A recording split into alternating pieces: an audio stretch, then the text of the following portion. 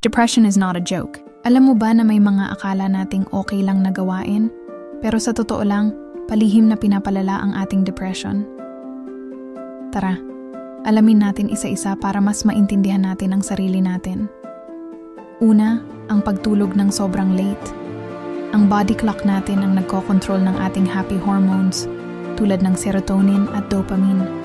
Kapag lagi tayong puyat, nalilito ang ating utak. Ang resulta? Pagkagising natin, mas madali tayong ma-stress, maging irritable, at mag-overthink. Kaya't importanteng subukang matulog sa mas maagang oras. Pangalawa, ang laging nakahiga o nakaupo lang. Kapag hindi natin ginagalaw ang ating katawan, humihina ang ating endorphins, ang natural na pain and stress reliever ng katawan. Dahil dito, mas maraming oras ang utak para mag-focus sa mga negative thoughts na lalong nagpapalalim ng ating kalungkutan. Kahit simpleng paglalakad lang, malaking tulong na, yan. Pangatlo, ang walang patid na pag-scroll sa social media. Ang utak natin ay natural na nagkukumpara.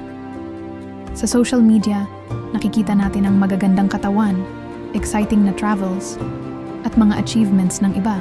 Dito na pumapasok ang self-doubt at insecurity na madalas na uuwi sa pakiramdam ng loneliness at anxiety. Mag-set ng limit sa paggamit nito. Sunod, ang pag-iwas sa tao o kawalan ng kausap.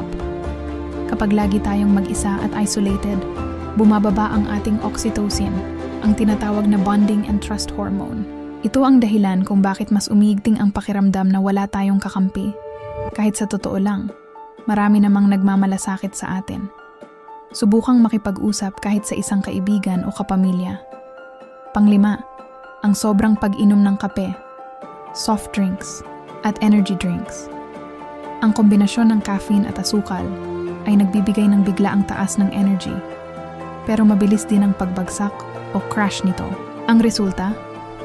Matinding mood swings, kaba, at mga pakiramdam na parang inaatake ng panic. Pang-anim, ang hindi pagkain sa tamang oras.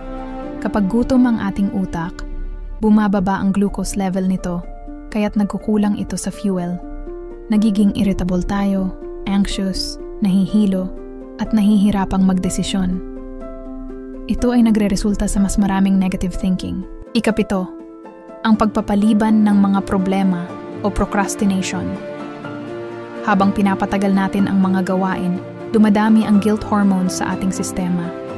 Lumalaki ang takot na harapin ang mga ito, na direktang tumatama sa ating self-esteem at motivation. Sunod, ang sobrang pagkain ng junk food. Ang mga pagkaing mataas sa bad fats at asukal ay nagdudulot ng brain inflammation at nanghihina ang ating gut, na isang major mood controller. Kapag unhealthy ang ating gut, bumababa rin ang mga happiness chemicals sa ating utak. At panghuli, ang pagpapanggap na okay ako palagi. Kapag patuloy nating pinipigilan ang ating tunay na emosyon, naiipon ang tensyon sa ating nervous system. Ito ay maaaring mauwi sa biglaang panic attacks o breakdown kapag hindi na kinaya ng ating isip at katawan. Tandaan, it's okay not to be okay. Kung nakaka-relate ka, huwag mag-atubiling humingi ng tulong.